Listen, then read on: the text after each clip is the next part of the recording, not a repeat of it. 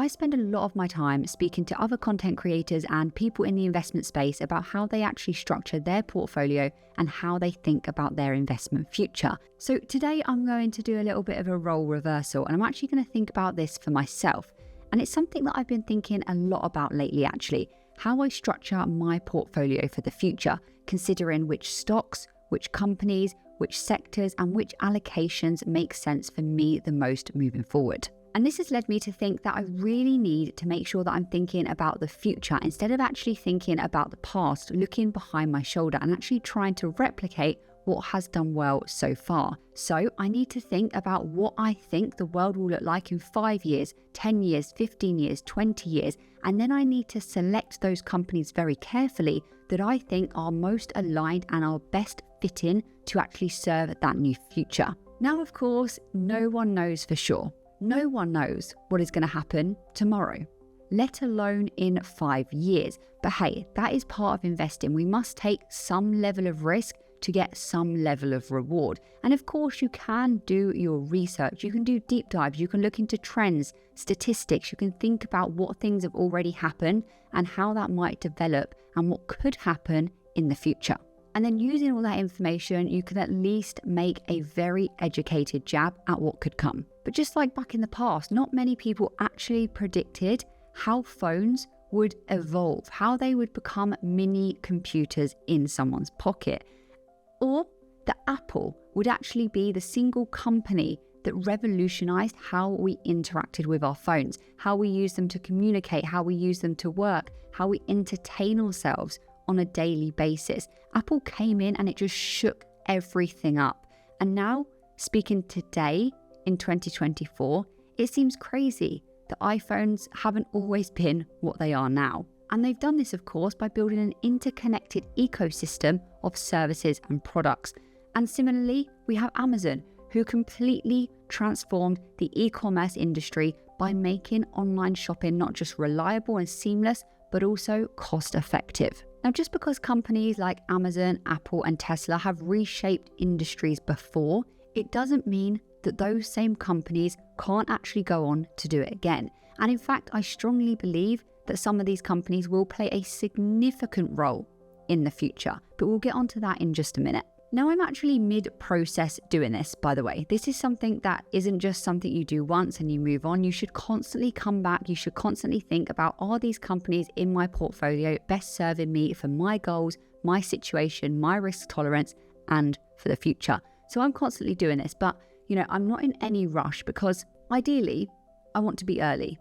Ideally, I want to be buying these stocks that are aligning with the future as early as possible because, of course, if I have a lower cost basis, I will get the greatest return. However, I'm also very, very acutely aware that these industries that I'm thinking about and the companies within those industries have got a long way to go yet. It is still incredibly early days. So whether I decide to take an extra 3 months to do some deep research or not isn't really here or there for me. So let's start by thinking about where we are right now. And we are actually in an incredibly interesting time. You probably already heard of this, but of course we have been experiencing, and we are going to continue to experience the AI revolution. And this AI revolution has already guided so much of the stock returns that myself and yourself have been enjoying in our portfolios. Now, I would say this AI revolution really kicked off when the launch of ChatGPT happened back in 2022. This is when the mainstream interest was really initiated into artificial intelligence across many industries. But of course, we do have to appreciate that there were people working at these companies, innovative people that were thinking about artificial intelligence a decade ago, maybe even longer. They knew that the world was gearing up this way. They saw it before any of us. But equally, there are still people that aren't seeing this today. Then we had the Nvidia boom, which I'm sure you can remember, of 2023. And this was simply because they are the leaders in GPUs. And the demand for GPUs was absolutely astronomical, and it remains to be to this day because those are essential for AI computation. And massive companies ranging from Tesla to Amazon to Microsoft needed these Nvidia chips to actually drive forward to support their AI power. And like we already know now, every single company wants to develop, wants to work on artificial intelligence. And you can see this really nicely laid out on Forecaster. So you can look at an annual view or a quarterly view, but what you can see here is that the sales and the net income for Nvidia have been increasing dramatically, and a massive increase between 2023 and 2024. So the question, of course, now is, can this continue for the future?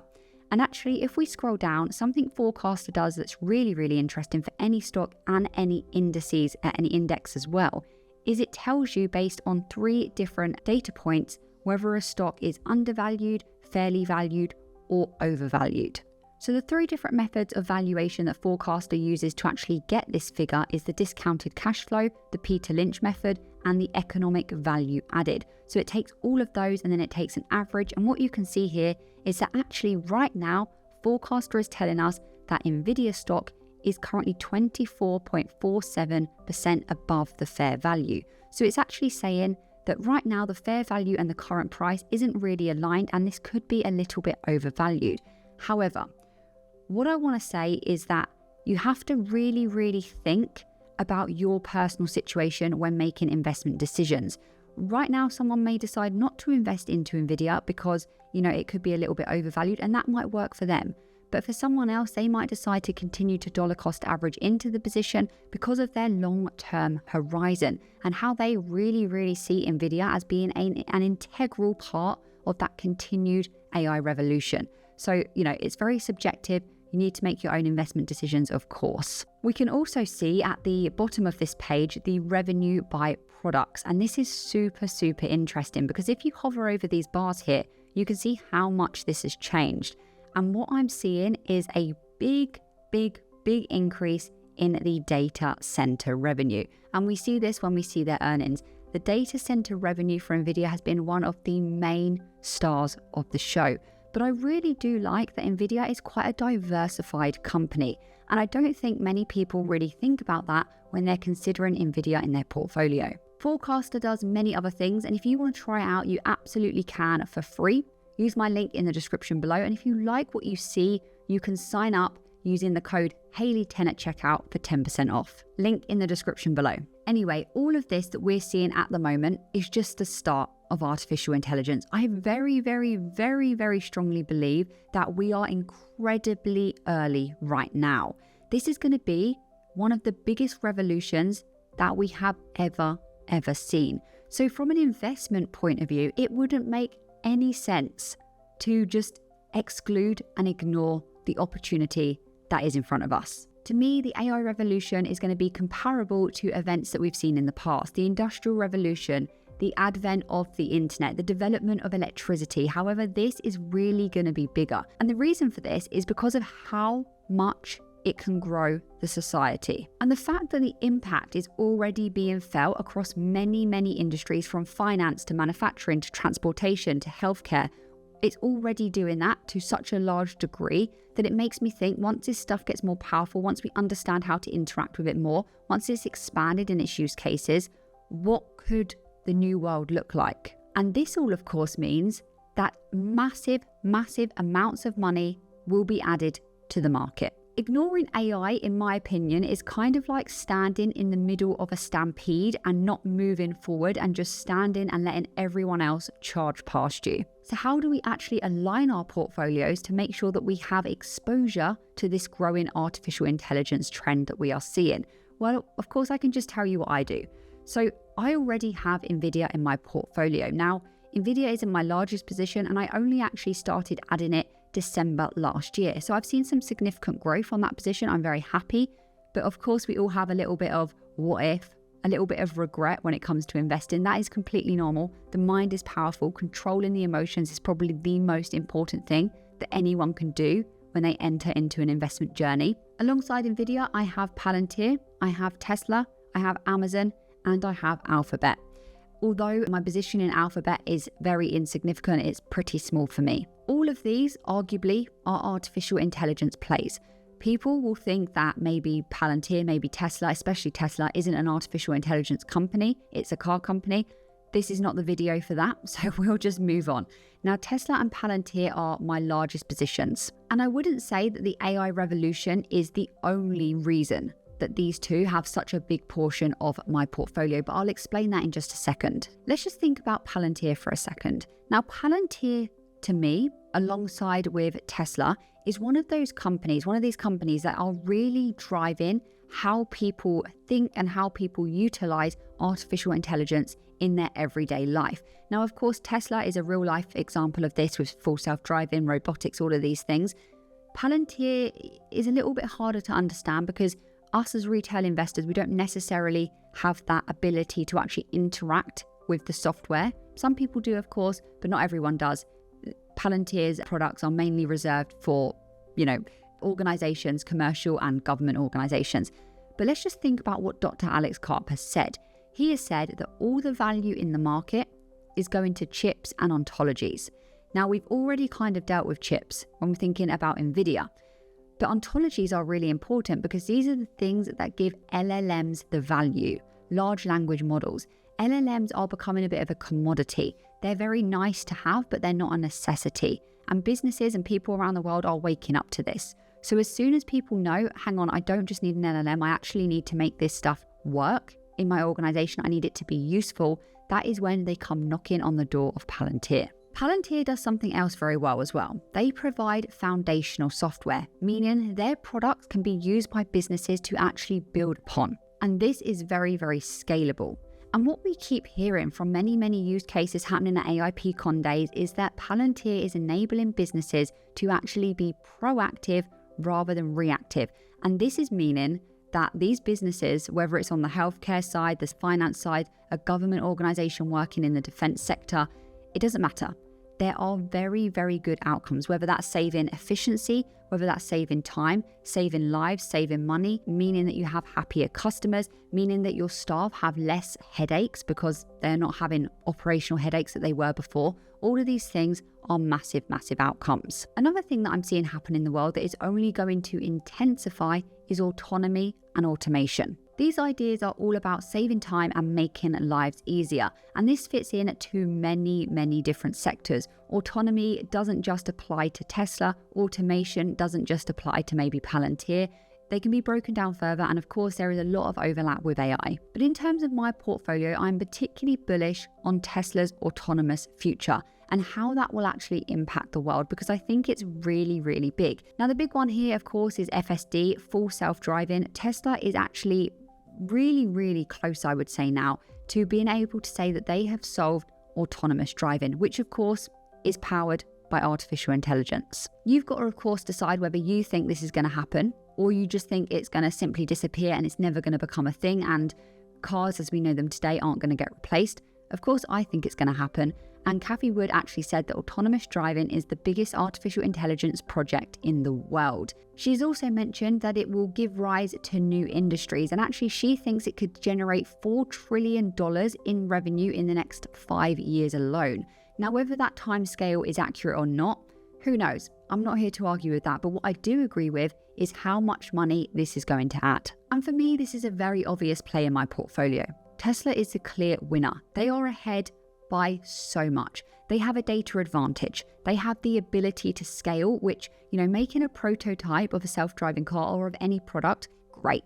Being able to mass produce and scale that item, a whole different thing. The margins will be excellent. We have the ability to license this FSD technology to other companies, and that will happen because, well, why? Other companies are too far behind. They're not going to be able to do what Tesla's done for a variety of reasons that we won't get into. So they are going to need the ability to give their customers this technology, and they are going to turn to Tesla for this, more money. We've also got the idea that Tesla customers will actually benefit from having Teslas because they can add their vehicle to the robo-taxi fleet during periods of downtime. That's an interesting business proposition. We've of course got the robo-taxi event coming up very, very soon now, incredibly soon, the 10th of the 10th. So we're going to find out more during that event, which is very exciting. But Tesla is also fitting into this other idea of automation. How are they doing that? Well, robotics. And in my opinion, this will be massive. There's no word for it. This is going to be the biggest jump that we have ever seen.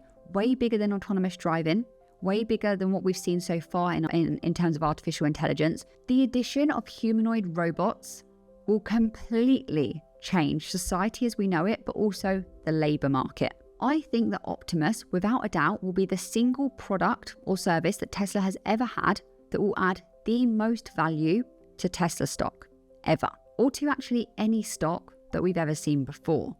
Of course, investing just based on this idea of what could happen, what we're seeing might happen, is risky. And you have to decide whether you're willing to do that for yourself. The reason that I'm thinking Optimus will be so big is because how big the total addressable market is. Think about it, a humanoid robot, that is comparable to a human. Humans can, right now, they work in pretty much any industry around the world. So when we're thinking about how a humanoid robot could be useful to this industry or this industry or this industry, it's pretty much endless. It's the biggest market for a product that we have ever seen before. And then when we roll into having Optimus in the homes, how many would each person want in their home to do tasks and stuff like this?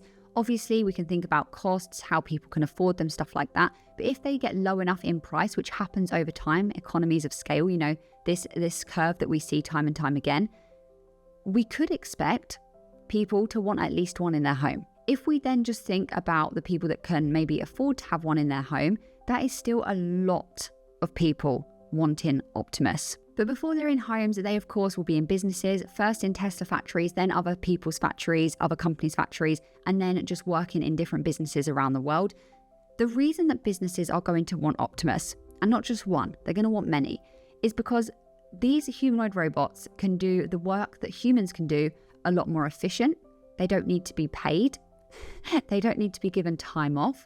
They don't need to chat to their colleagues. They don't need to have performance reviews. They don't need to have sickness leave. You know, all of these things really just basically mean that employer is getting more for their money. If you are a business person, you will know that that is very, very important. You're not going to stick to paying 5 people that equates to maybe 500,000 a year when you can get one bot at 25,000 that does the work of all those people.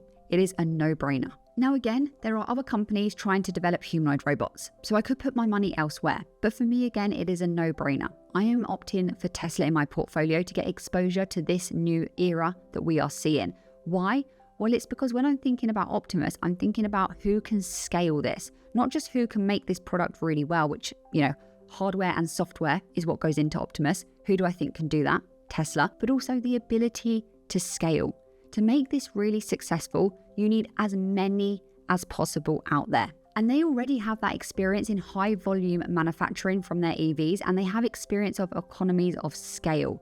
And all of this stuff so far that they've learned when producing their electric vehicles can be applied to Optimus. And actually, I think it will be easier because there will be less parts, and eventually you'll just have Optimus making more Optimuses. Optimize. And then of course we've got the fact that they have already spent years and years and years at training their neural networks, collecting data, improving and developing their FSD, and all of this stuff can be applied to Optimus. So they're not really starting from ground zero. If you do want more information about Optimus, you want to know what I'm thinking about this and the crazy numbers that go alongside it, watch this video that I'll leave linked up here. I just wanted to take a quick look on Forecaster actually to see how undervalued or overvalued it is telling us that Tesla actually is. And to no surprise, it is saying that Tesla is currently 325% below the fair value. And you can see that here. You can see that there is such a difference between the current price of Tesla stock versus maybe what it should be if you average out using these 3 different methods of valuation I showed you earlier.